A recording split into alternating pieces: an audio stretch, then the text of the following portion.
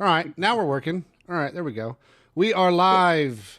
Welcome back to another episode of The Guys of Texas. Texas falls to Florida in the first SEC game of the season. Real quick, want to thank our sponsors, Last Stand Hats. Please make sure you go to laststandhats.com. I heard that. We are live. Sorry. Laststandhats.com. Use the promo code THEGUYS for 20% off your purchase. That's laststandhats.com. Use promo code THEGUYS for 20% off your purchase. Also want to thank Corona. Corona, thank you so much for being a sponsor of the program. Make sure you get your horns up and limes in, 21 and up. And please drink responsibly, which we did last night quite a bit. So, Speak for yourself. well, true. Yeah. Some of us are celebrating Sober October, and I'm sure that was worse off. I wouldn't call it celebrating. Yeah, well, that is true. Celebrating is not the right word. All right, so I guess we'll go ahead and get into the game. If you are joining us, make sure you drop your comments in the chat. Make sure you, any questions you have, we'll answer them. Thank you guys for being here. We appreciate it. All right, so. I don't know what Noti Gang means, but what's up, Jordan? Noti Gang. Oh, you got notified, probably. Noti Gang. Noti Gang? Maybe. Okay, I see the comments on YouTube from Jordan. Yeah, that's where I'm going with, the Noti Gang. Clicking on the link. Appreciate you, Jordan. What's up, buddy? How you doing? Buddy the Bulldog in here. I didn't get the reference, my bad. Yeah, you're not hip with the times there, bud.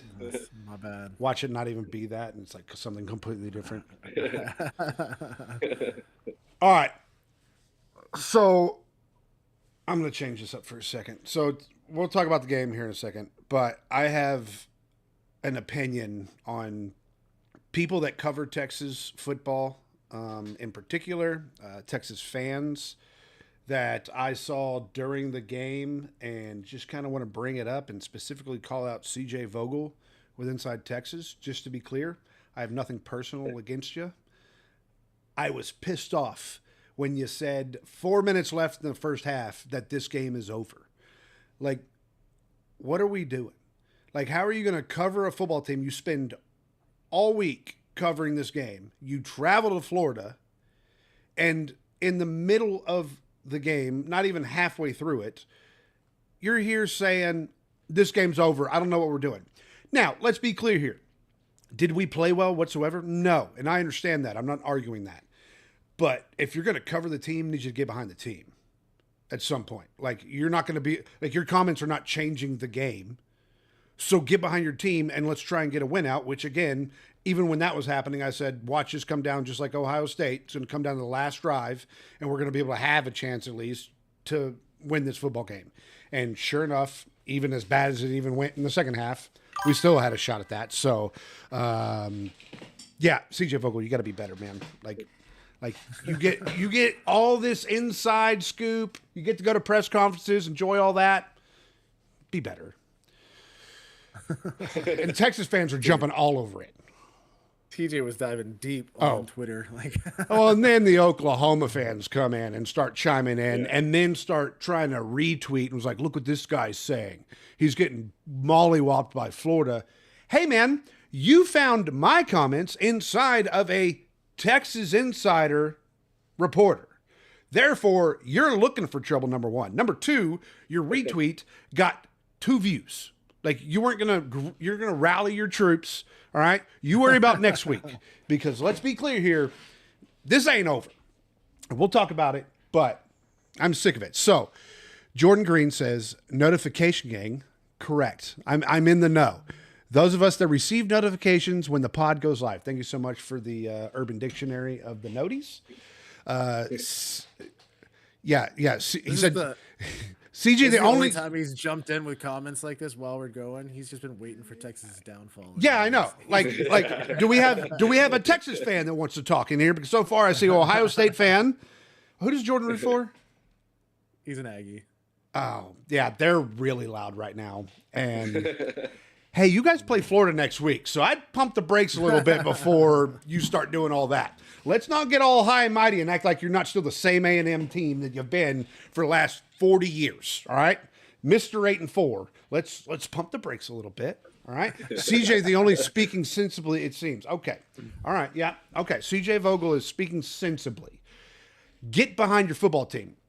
Aggies are the worst about it. Like, you go check the message boards. Aggies are the worst. So, see, Jordan, why you get me on my soapbox already? Like, I was trying to be calm, was trying to be cool about it, and then A&M fans just come in immediately. I've already had a couple said, "Hey, I'm gonna pop in the stream, so you guys can all say hello. We'll be cordial still." Do y'all have anything to add on with the other stuff that I was speaking of? It took all of 10 minutes for TJ to get riled up after his Zen disc golf session today. Yeah. Literally went to go play disc golf by myself to relax. Try to get back to neutral. And I'm with you, man. I feel like, dude, I mean, let's be real. As Texas fans, we've experienced hell for a while.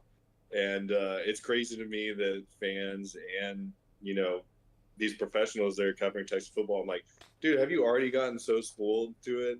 Like, after the last few years, that you're really going to flip the switch like that again? I mean, we weren't sitting there saying the most positive things about the team the entire time, but I don't think any three of us doubted that we couldn't come back and win that game at any point. I mean, we were locked in watching it. I still believe that the team could find a way to win that game. I wasn't going to sit there and drag every player's name through the dirt just because of a bad half or a bad game. So yeah, you waited till after the game to do that. Yeah, you wait till post game. Yeah, you wait till post game to do that. Let them prove themselves for 4 quarters and see what happens. But yeah, I mean, it's just the emotions of it. I guess that there were such high expectations for this team, and these, you know, analysts and fans just don't know how to handle, you know, moving forward with it with a disappointing performance like that they had. Sure. I mean, it is disheartening to see somebody who has a platform as big as CJ's is for your Longhorn fans to be putting out that kind of. I understand the disappointment. I mean, I'll be really brutal about the team in certain situations like that, but putting it out before halftime was really disheartening. But I mean, it was flooding on Twitter, so it's not surprising, but we got to be better than that. Nothing surprises me with this fan base, to be honest. 90% of them are great, but there's that 10%, especially on Twitter, that just randomly just explode, and it's crazy. Like, I just don't get it. It doesn't represent majority of the Texas fans, but there are a lot of Texas fans that were, I mean, even around us at Fieldhouse, they had already given up quite a while ago. So, and then you always hear this, man, it's so funny. You got them well, not just Aggies. You got all the Texas haters that are just sitting in the background. And I start the third, fourth quarter, I start hearing those in the background. I just hear those little chirps, and like those hockey kids behind us sitting there. Yeah, like, the Aggies were showing up for their game. Yeah. Well, these kids were like, "Oh no, we're Texas fans." And all I heard was, "That a boy, Arch. Way to throw that away. Oh, come on, Lagway, let's go." And I turned around, I was like, "Hey, boys, don't y'all have the hockey game inside to go play?" And they're like, "What?" I was like, "Y'all hockey boys?" They're like, "Yeah."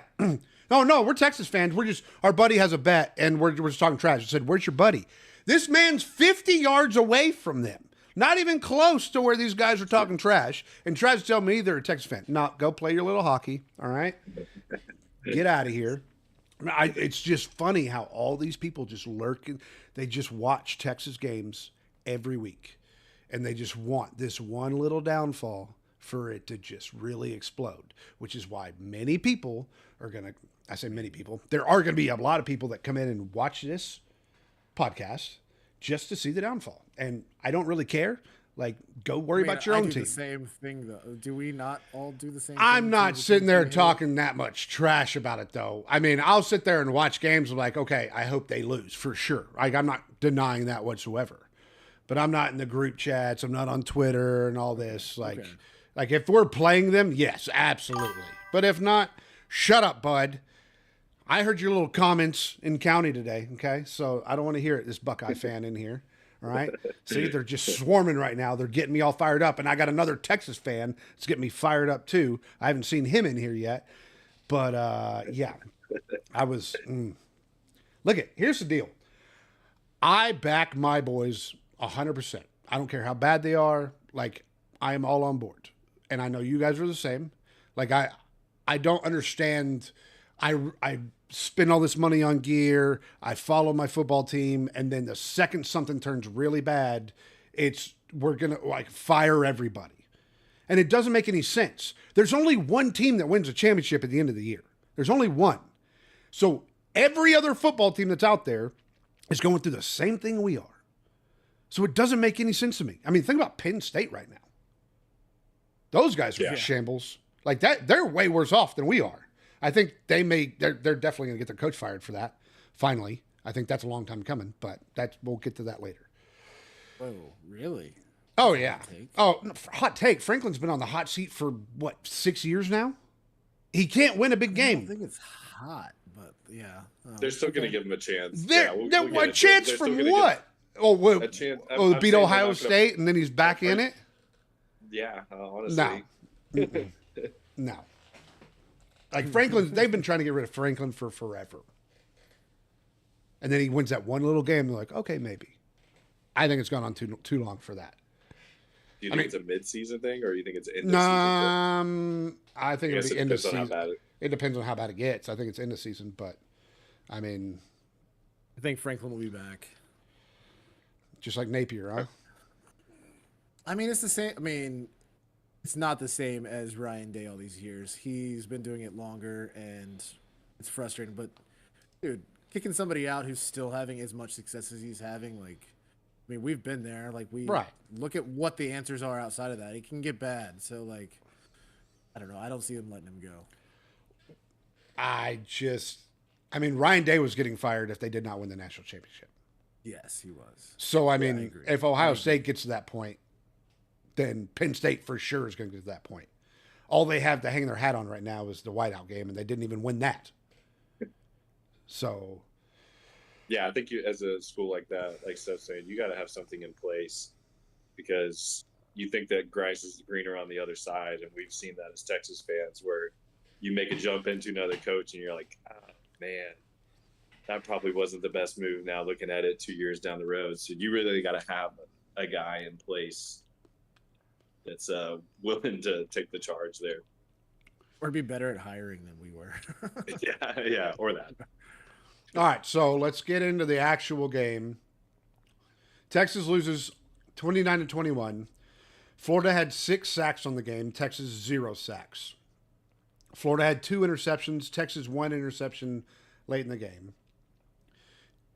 Third down for Texas was 3 for 11. Texas running backs rushed for 15 total yards in the game. We will get to the offense in a bit. Don't go yet. But I need the same guy that was there last night. Okay, I just want to be clear. All right, so first we're going to talk about coaching blame. How much of this is on the coaching? Give a percentage, and what coaches specifically are to blame for this? I'd say 75 to 80% of this is on coaches, and specifically Sark and Flood. Like, I mean, I've been thinking about it since yesterday, and I feel like your reaction right now is that you're surprised. But I kept just wondering what in the world we were doing with our portal selections. Like, the people that we brought in, why don't we have better offensive line? Why didn't we bring in people from the portal compared to getting this backup quarterback in Caldwell compared to relying on KJ Lacey and Matthew Caldwell? And just a lot of personnel decisions. And then also, what is Flood doing with this offensive line room and thinking that it's going to be okay? So I put a lot of the blame on the coaches. You're putting 80% of it on the coaching. I mean, if you're talking about specifically just the game, but I'm talking as a whole, what's wrong? Like, yeah, I think there have been bad personnel decisions leading into this, and then the coaching. Yeah, I think it's a waterfall effect. But yeah, I'd put like 75%. Which coach are we talking about here? Just Flood? Flood and Sark. Flood and Sark. Okay. But I mean, across the board, there wasn't really much, like from a coaching perspective, no position group was shining. But yeah, I'd put it on those two. Jono? Yeah, I mean, I feel like I'd have to go, a high percentage as well on the coaches. That strictly being because it was coming off a bye week. I feel like coming off a bye week, you had 2 weeks to prepare for this team, and the guys just didn't look prepared. We got hit in the chin from the opening drive, and it never really stopped. We couldn't stop the bleeding throughout the entire game. It just didn't look like the guys were prepared to come into that game and play. And so that's why I have to put it on the coaches, because you got 2 weeks to prepare and they came out flat and dead that entire game. So last time there was not much excitement coming out of our team. Like sidelines, they looked dead from the get-go. Like there was no juice to the team either. That was shocking. So how is this a coach's fault? So I would give it 50%. 50% is what I would say, and I would say 80% of that is on Flood. But if we're talking about all aspects of the game, you sit there and you look at the offense. That offensive line was the worst I have ever seen it. We played Ohio State the first game of the year, didn't look anything like it, which means they were prepared then. So why is this on the coaches now for them to prepare there also? Like, these players already know what they're supposed to do. Like Ohio State, they played just fine. If you're putting it on, if you're asking about this game specifically, which obviously is a recap of this game, but I'm just meaning like, why are we in this predicament to begin with?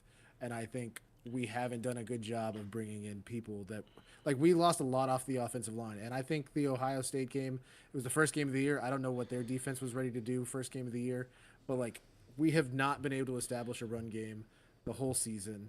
And our offensive line is just playing like garbage. Maybe it didn't get exposed in the very first game of the year, but I put all of that leading up to this on coaching. I just can't agree with that. Like, at some point, we got to let the players play. Like, you can only coach so much. Now, is that a portal decision? Okay, I can entertain that option. But the way that this same offensive line played against Ohio State was a completely different team. The players just didn't show up. I don't know if it's because of the bye week. They just decided to relax. Like, I don't know what that is. But you can't just give 80% to the coaching, in my opinion. Like, these players have to play. I hope you're right, because good Lord, if I'm right, then it doesn't have a chance of getting better. If you're correct, right, it can get better. So I don't know how much that offensive line can get better, which sure, but that's why I put it mainly on Flood. But look at the defensive side of the ball. Like, defense didn't show up at all the first half. Like, the defensive line got ran over, and this was the defense that we said was going to stop the run the whole time. And they were like, huh? Said I didn't say You that. didn't say that, but the stats said that. I don't care what, like, even against Ohio State, the stats said that. I'm not talking about the other 3 games. Everyone's going to chime in, oh, those are cup game games. I don't care. Like, the defensive line had looked great up until when we got to this game. And so to me, that's not a coaching thing. The players just decided not to show up. Like, especially on the defensive side of the ball. We all said, and I mean, Seth, you can say all you want. Now, the run game portion, yeah, but the defense-wise, none of us had a problem with our defense going into this game. We all thought, worst case scenario, we'll win on defense, right? For the most part, yeah.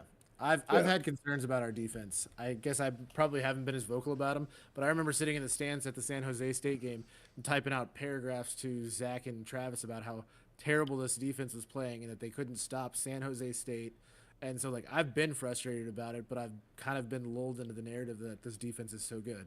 They do have some good stats, but I've been frustrated in every game watching pieces of our defense get exposed. I don't think it's the same defense as last year.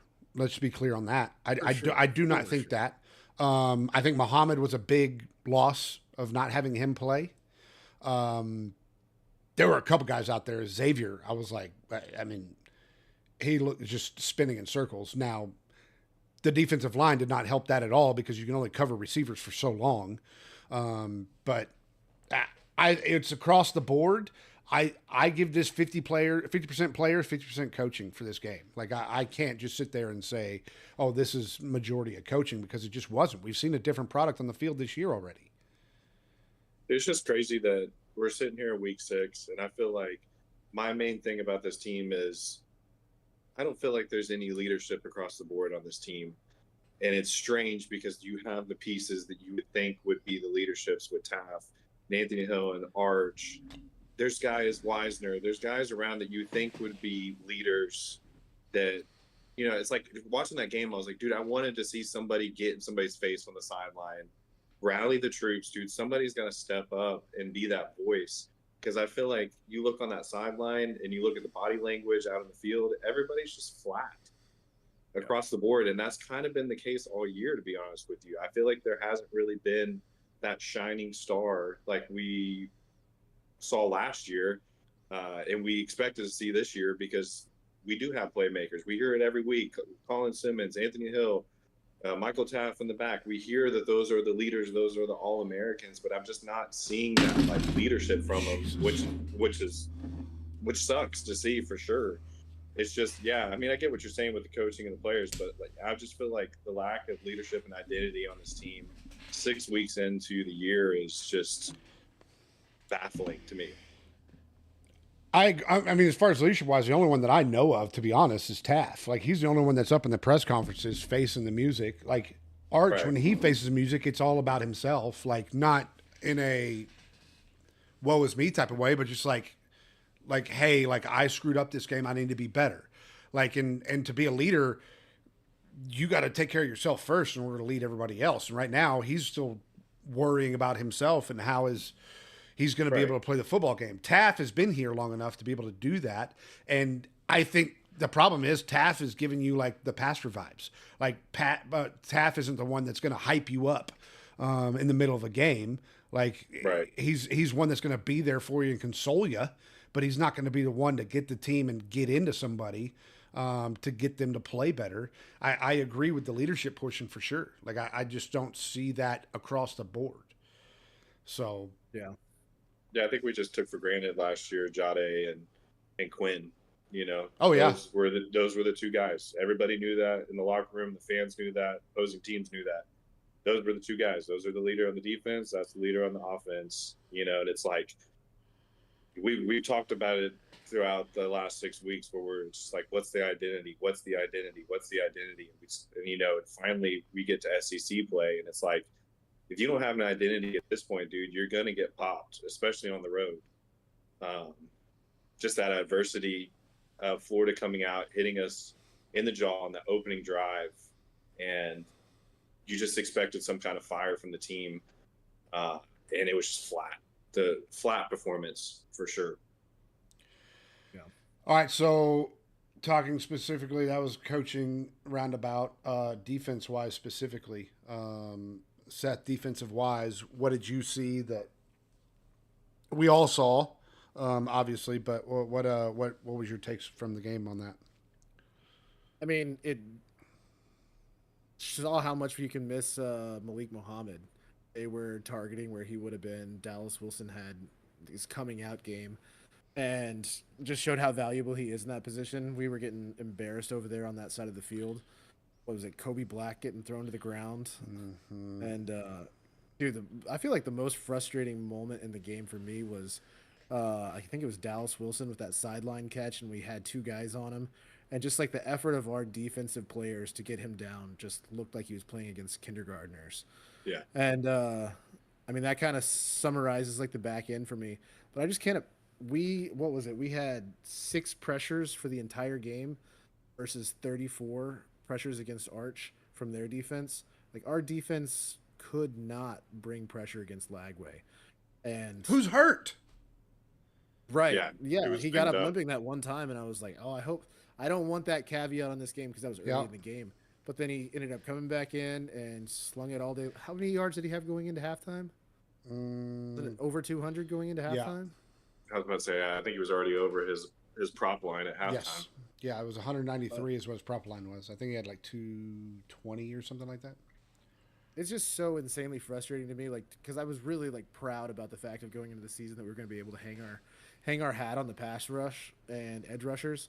I was like standing firm on like that was going to be like a core tenet of this team, having Colin Simmons and the returners that we had, and dude, it is not there. I mean, Simmons showed up in the second half. We had like 5 pressures in the second half, but He had 14 tackles, I think it was. these transfer Cahill. portal guys that we Yeah. brought in, like we were Yeah, not Cahill. stopping. And again, hats off to Jaden Ball. Like that dude, Yeah. I had already like kind of looked into him and thought he was a good runner, but like, dude, he's a dog. But our defensive line has got to be better than that, a lot better than that, pressure wise and stopping the run. Jono, anything from defensive side? I think one of the main things that I was disappointed with was just the lack of push on that D line. short yardage situations. We saw plenty of 3rd and 2s. We saw short down yards where you knew the run was going to come. Everybody knew the run was going to come, and we got no penetration. And it's just you expect these guys, these playmakers, to be able to make a play. We got spoiled to it last year because we saw stonewall. Like, how many times did we stonewall somebody at the goal line or on short yardage plays? That was kind of like our DNA. We would bend but don't break. This game, man, I think the ultimate disappointing thing, like, yeah, the secondary was disappointing. Lagway throwing it around was disappointing, but like the run defense, man, just not being able to bottle them up. I mean, that was just like, I did not see that coming whatsoever. The whole defensive performance was the biggest shock of the entire game for me, for sure. I did not expect Florida's offense to come out and push Texas around like that, like they did, like pretty much the entire game, especially on the run game, where it's not like Florida was throwing a lot of different running backs at us either. I mean, 27 carries for 107 yards from one running back. It's not like they were doing anything fancy, man. They were just running it down our throat, and we couldn't stop it. And that defensive line, I think, was the biggest just head scratcher of the entire game for me. The big thing for me was the tackling. I want to say the stat was they had like 170 yards after the catch. Like, that's crazy. Like, we could not tackle at all, even after they were making catches. Like, we couldn't stop anything. And the crazy part is we were still in the game. Like, Florida played really well, and we're still in the middle of that game.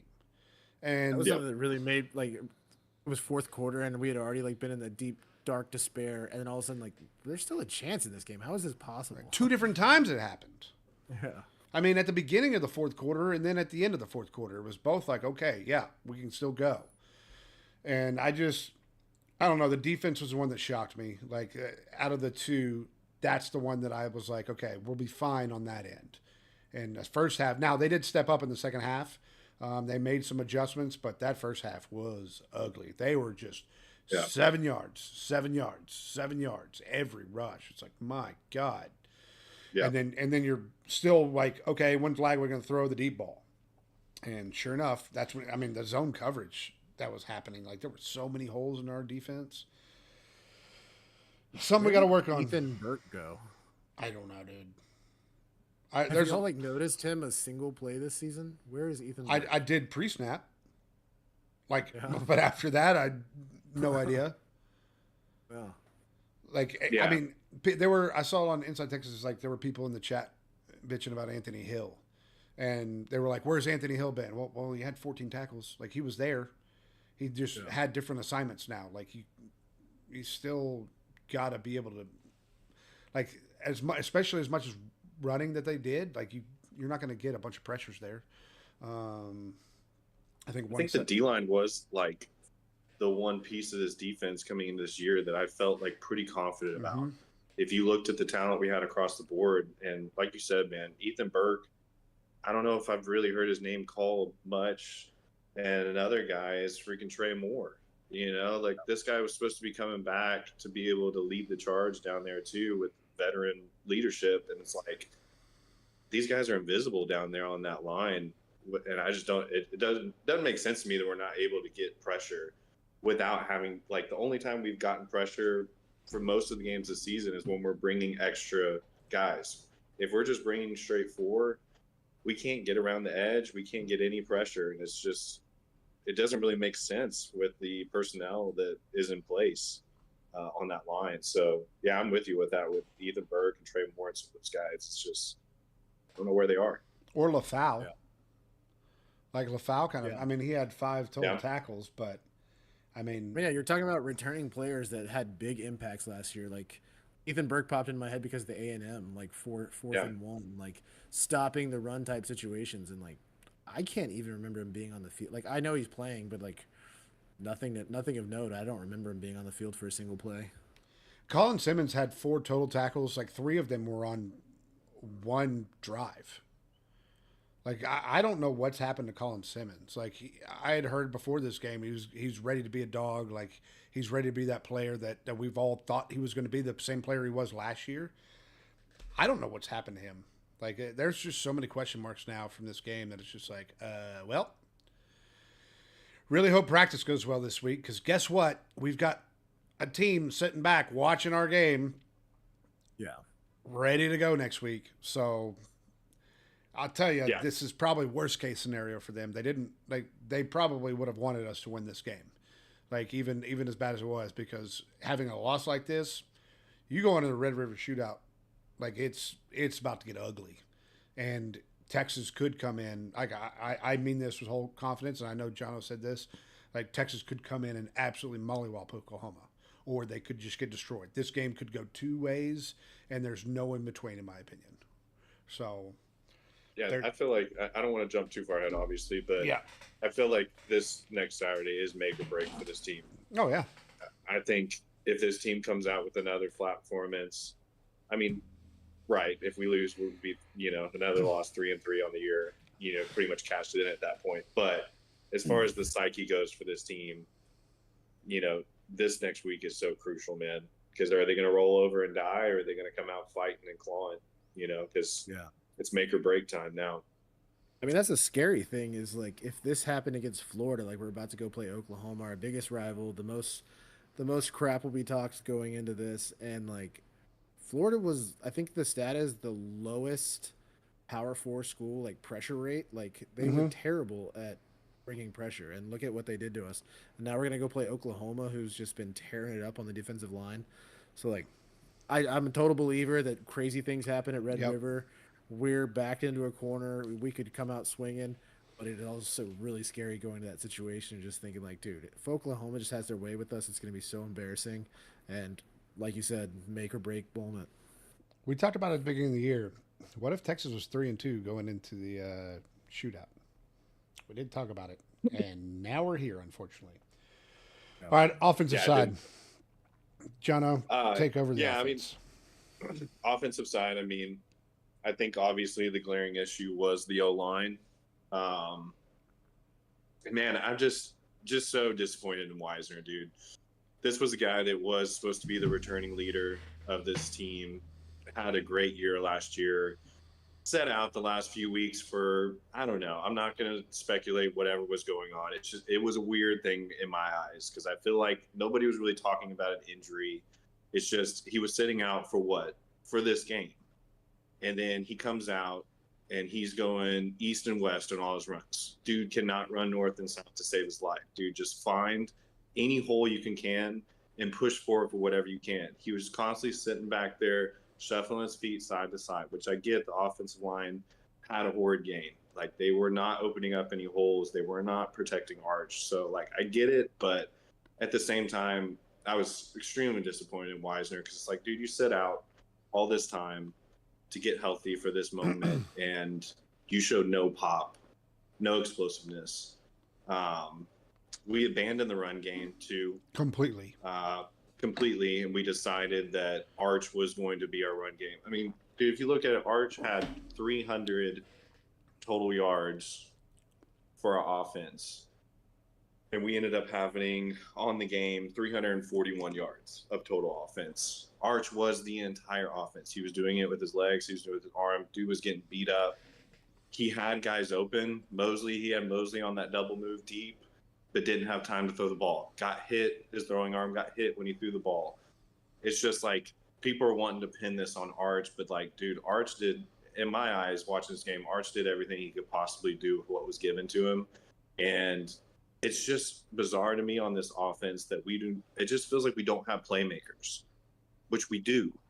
There's pieces that should be playmakers, but I just feel like nobody's stepping up into those roles like we've seen the last few years with obviously first round draft pick wide receivers, Gunnar Helm and Golden, Anodyne Mitchell, whatever you want to look back at. We have these explosive playmakers that if you just get them in space, they can make plays. And I haven't seen that on this offense yet. We've been asking for Wingo, question marks on Wingo. Now we got Mosley back, and he looked promising, but, it's his first game back. Injuries was non-existent in this game. No impact whatsoever with blocking or in the catching. It's just strange to me that this offense is just lacking some kind of explosive playmaking.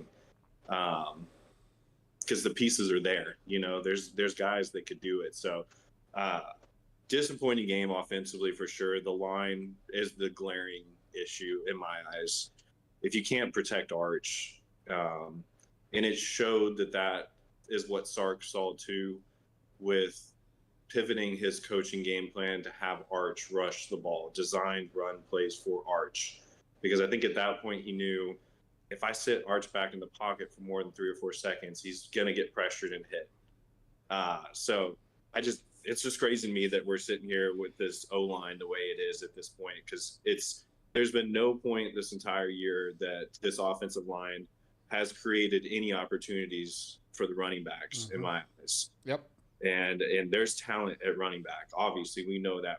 We see how much depth we have at running back. So, yeah, frustrating game, man. I'm not pinning this one on Arch by any means. Did he have a couple of bad throws? Yes, he was trying to make plays, but the amount of pressure that he was in the entire game, he didn't have a clean pocket that I can remember more than once or twice, probably in the entire game. So I don't know how we fix that, man. I don't know if we have to get plays out quicker, if we have to start doing some screens. I don't know. It's just stagnant offense, to say the least. Yeah, I wrote down in my notes to talk about, like, dude, hats off to Arch. There's a lot of pedestrian fans or just idiots out there that are just blaming Arch and talking a lot of crap just because they love to pile on the hype and watching it crumble. But, dude, he took a beating all day long and did not give up. Like, his attitude, like, yeah, on the sideline you could see him frustrated, but, like, out on the field, every single throw he got off, the camera would cut back and you see him dusting himself up off the ground, and he, like, stayed locked in, kept fighting, and I give him props for that, dude. I'm so happy that he has, like, the grit to keep fighting, and he didn't have an attitude on the field. So I want to say props to him, then also to Livingstone. That catch that he made in control, like, that was a playmaker right there. And obviously we didn't really see much out of him for the rest of the game, but that was impressive. Outside of that, there really wasn't anything to show. Jack injuries, when he was trying to catch a ball, looked like he was, like, running through molasses. That's Wingo's fault, first of all. Yeah, he did outthrow him. I'll give you that also. That was terrible. Yeah. I mean, you can't make the big fella do anything more than be a big fella, okay? Coming from one, I'm just saying. But yeah, I don't know. I have a really hard time finding anything to talk about on the offense outside of giving Arch's props. So I do. Where the hell are the rest of our running backs? Gibson from Florida didn't play a down. You got Clark, didn't play a down. Our wide receivers can't get open. Like that. So the whole Arch thing, like blaming Arch for this is crazy to me. I mean, I watch Unnecessary Roughness. Everybody's like, oh, Arch sucks. Arch is 10 times better than what he's been. I'll tell you that right now. For the first 4 games, this is probably the best I've seen him for an overall game. He had 0 time in the pocket. As you said, he was getting punched in the mouth as he's throwing the football and still making the throw, still hanging in the pocket. We can't keep doing this. Like, you can't shift over. And I saw someone give a snide comment of, well, if that is Quinn in the pocket, he would have been sacked 10 times. Shut the hell up. Like, can we be done with this? Like, Quinn is gone now. You guys ran him all out.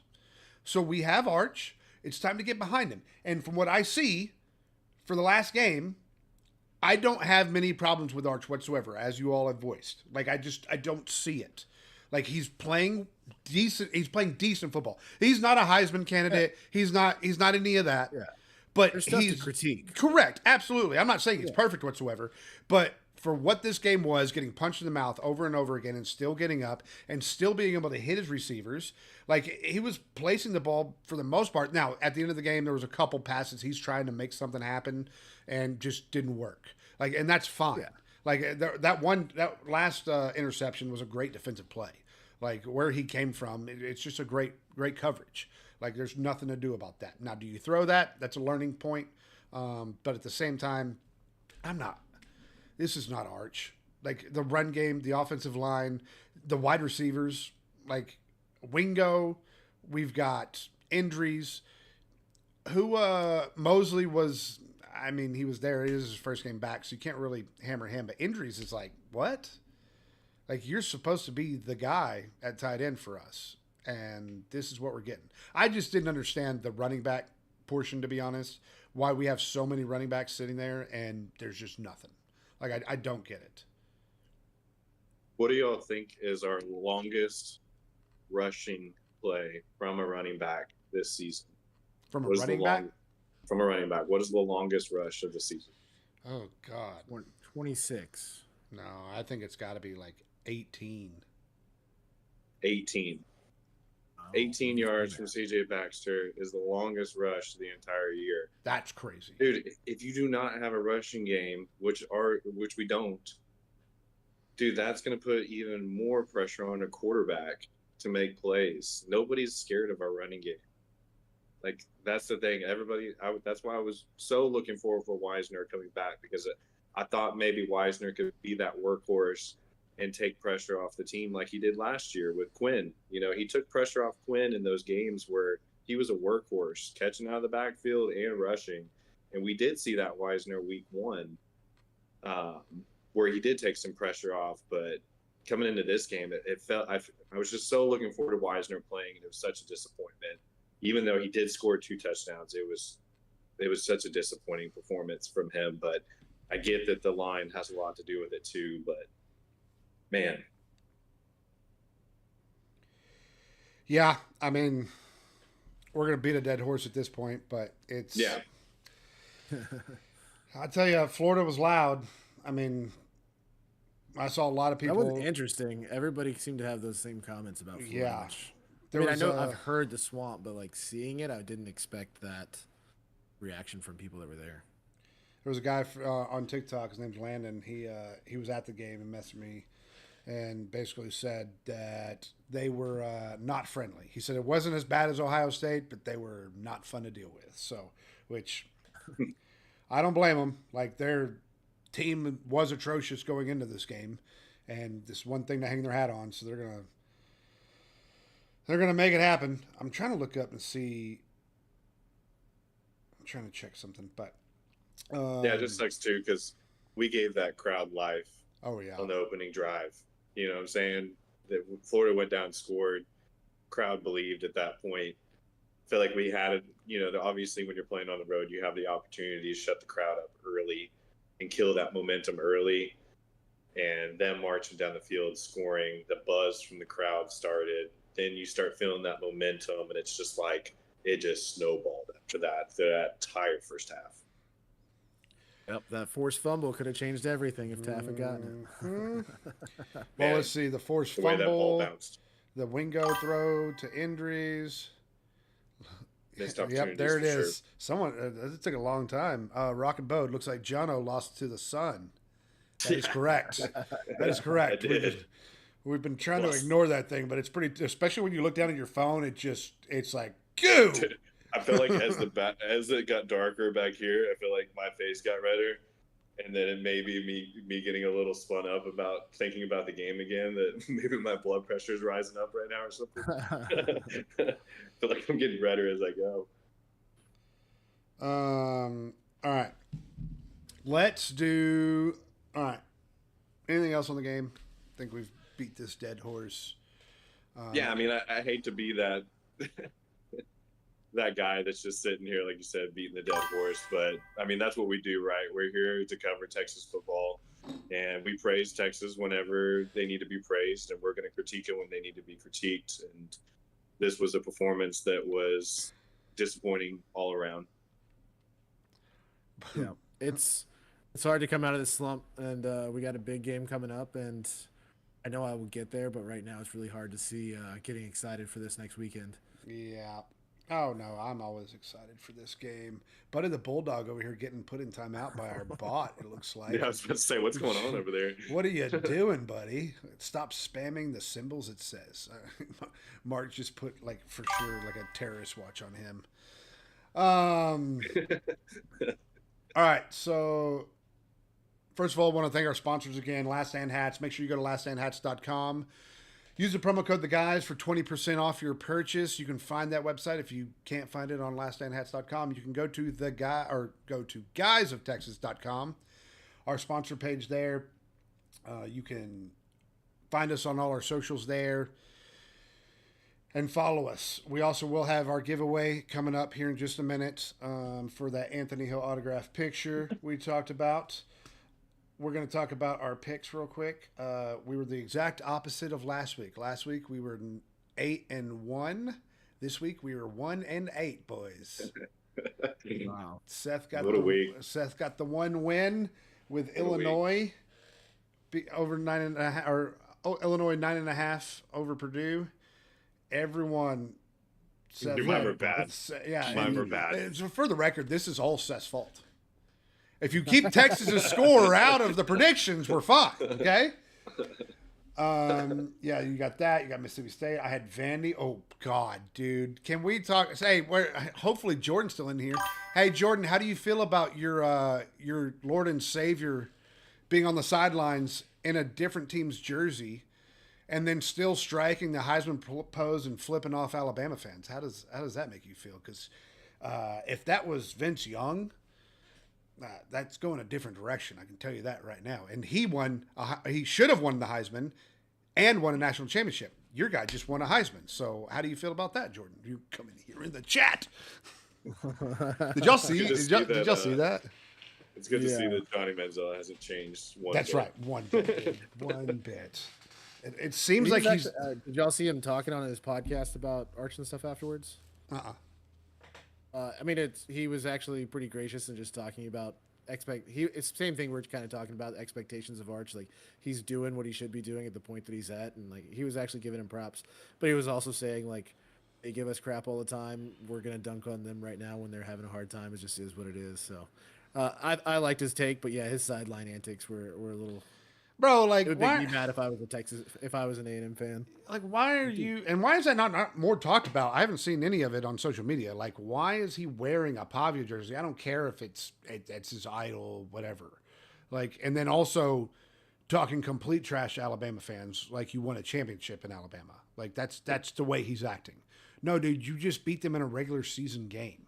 Like, DJ Lagway 10 years from now is not going to be on the sidelines doing that. So what are we doing?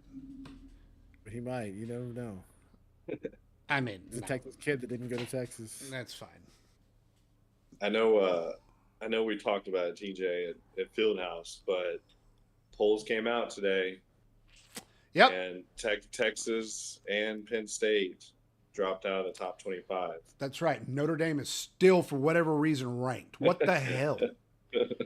Like, I don't really care about the ranking, like the AP poll. No, Jono didn't call it. Jono was like, I'm having heads. If we're ranked, heads are rolling. It's like, dude. I still stood by that. I still stood by that today, and I said there's no reason Texas should be ranked. Also, when these polls come out. To be honest, I don't care about AP polls. Like, I just don't. It's a poll that doesn't matter. So, oh well. I wonder when the last time though that I know you don't care about AP. Number one. I wonder when the last time 1 and 2 to start the season, Texas and Penn State to drop out of the rankings. I don't know about that. I know baseball. They did it last year. I think A&M did that last year. So that's true. I'm gonna needle. I don't care. You want to come in here? I'm gonna needle. All right. Yeah, that'd be interesting to see. I'm sure that happened a lot in the BCS days. Like, I don't know about week 5, but I mean, we are one of the only teams that actually don't play a soft beginning schedule. So I don't know. Like, who did Penn State lose to the first game? They lost to Oregon and UCLA. Oh yeah, it was back to back. The UCLA one's crazy. Like, it is wild. Nico was dead. Dude, that's crazy. That was wild. Them carrying that coach off the field. Dude, the guy that it was his first time ever calling plays. Called a play in his life. That's so crazy to me. It's a great story. I love it. Yeah, it's a great story. It was fun. That's college football, dude. And 0-14 going in there, and the coach is getting carried off the field. It's great. The Colorado TCU game was fun to watch. They went blow for blow towards the end. Yeah, that was a fun game. Other than that, Deion with his shoe off. I know, the dude. entire time. Yeah, he's got some issues, man. He needs some medical issues for sure. There wasn't. Yeah, I mean, I feel like I feel like other than that, there wasn't a whole lot of just. I mean, Texas and Penn State were kind of the talk of the highlights. Yep. Those two games and those two upsets were really the main talk of any kind of post game shows that I watched. That's because every other team is playing soft teams. Yeah, I was about to say, I guess there wasn't a whole lot, and then everything kind of went as expected with some of the other teams in the top. So, I mean, I expected a little more of the Mississippi State. I don't know why. Like, Mississippi State's been playing out of their ass for the last couple of weeks, so I don't know why I expected them to really show up to that, especially at Kyle Field, but I figured it'd be a closer game than what it was. Yeah, if it was in Starkville, it may have been a different story for sure. But, man, dude, it was tough seeing those polls. Yeah. It's tough looking at those polls today, seeing OU, A&M, and Texas Tech in the top 10. That left a sour taste in my mouth. It's just like, God dang it, dude. I know it's still early in the year. You know, a lot of things are going to change, obviously, but man, that's disgusting to see. I'm hanging that in the locker room if I'm Sark. Yeah. Hanging in the locker room because do whatever you can, man. Whatever works. Yep. Find some fire on this team, dude. Take away their Lambos. Yeah, that'll show them. No more key fobs. All right. Let's get to, you guys have anything else before we do the drawing? That's enough of Florida. Okay. Yeah, I was about to say, I'm good to move on from that game forever. Sounds good. We'll move on. Let's get this going. I appreciate everybody that did enter the contest. For those of you just joining, we are doing a contest for everyone that subscribed to YouTube, TikTok, and Instagram, and then went to the website, guysoftexas.com, filled out the form. Appreciate you for doing that. We're about to give that away right now. Still time to go like and follow all of those. Doesn't have to be a giveaway. We'd appreciate it. But we do thank you guys for joining that. All right, here we go. Ready? Let's do it. My eyes are bad. I can't see. You're going to have to tell me. Elijah Brooks. Elijah Brooks. We will be reaching out through email. There you go, Elijah. And get your address. And we'll be sending you that Anthony Hill picture. We'll be doing some more giveaways for sure. Just as appreciation for following the pod. We can't do this without you, so we greatly appreciate you guys. Why didn't I have 2 entries? Well, Mark, don't worry about that because you didn't post a hat with Last Stand hats. If you would have done that, you would have gotten 5 extra entries, but you only had 1 entry, so I'm so sorry. Oh, I guess I can get that off the screen. That's just notes. Don't worry. That's our sad picks of conference champions that we've picked. I have UNC. Dead. Sounds so defeated. Dead. Congratulations, you win a picture. Oh, no. No. UNC, Clemson, and Miami. Jono has Miami. I was about to say, I'm the only one really alive there, to be honest with you. For the ACC, you're dead in the Big Ten. Both of y'all are dead in the Big Ten. Hell yeah, dude. Yep. Illinois, come on, baby. Let's go. Big Ten. The Penn State. Still alive and well in the Big 12, though. Big 12, Baylor, Utah, and Texas Tech. You're disgusting, dude. And then the G5, UTEP, Boise State, and Tulane. I think Tulane's winning that race right now. Yeah, I think so. No one was close on the score picks, so that's good. I haven't sent you your hat. Hey, man, you know how you get that hat? You go to laststandhats.com, use promo code THEGUYS for 20% off your purchase. They'll send it right to you. That's how you get that hat. All right, you guys got anything else? And then he puts the promo right in there. Love it.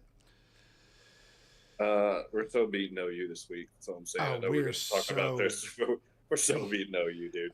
I had to look to make sure it looks like he's okay. This brick wall is padded, so it will be safe for next week. So, was there an update? He's okay. I've heard that his test results are coming back positive. I'm sure he's not in the clear yet. We are thinking about him, but crazy move to not have that padded in the end zone.